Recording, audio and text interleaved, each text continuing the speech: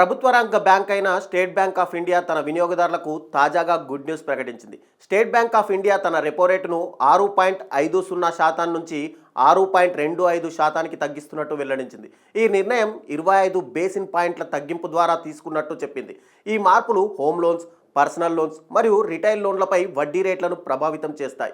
Repo rate తగ్గించడం అనేది బ్యాంకులకు లాభాన్ని ఇవ్వడం మాత్రమే కాకుండా రుణాలపై ఉన్న వడ్డీని కూడా తగ్గిస్తుంది. ముఖ్యంగా సరికొత్తగా రుణాలు తీసుకునే వారికి ఇది గొప్ప అవకాశంగా మారనుంది. వడ్డీ రేట్ల తగ్గింపుతో ఆర్థిక భారం కొంతమేర దూరం అవుతుంది. పలు రుణాలు తీసుకోవాలనుకుంటున్న వారికి ఇది మంచి సమయంగా భావించవచ్చు.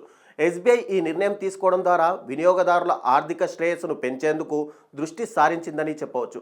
ప్రస్తుతం దేశంలో ఉన్న ఆర్థిక పరిస్థితులను దృష్టిలో ఉంచుకొని ఈ రేటు తగ్గింపు వినియోగదారులకు బాగా ఉపయోగకరంగా మారవచ్చు. ఇతర బ్యాంకులు కూడా ఎస్బీఐ నిర్ణయాన్ని అనుసరించి తమ రేట్లు తగ్గించవచ్చని విశ్లేషకులు భావిస్తున్నారు. ఎస్బీఐ వారి ప్రకటనలో ఎంసీఎల్ఆర్, ఎంప్లాయబుల్ లెజెండ్ రేట్ మరియు జీపీఎల్ఆర్లో ఎలాంటి మార్పులు జరగలేదని కూడా చెప్పింది. ఇది బ్యాంకుకు సంబంధించిన కొన్ని ఇతర రుణాలపై ప్రభావం చూపకుండా ఉండవచ్చు. అయితే ప్రస్తుత పరిస్థితే హోమ్ లోన్స్ మరియు పర్సనల్ లోన్స్లో ఈ మార్పులు ప్రధానమైనవి.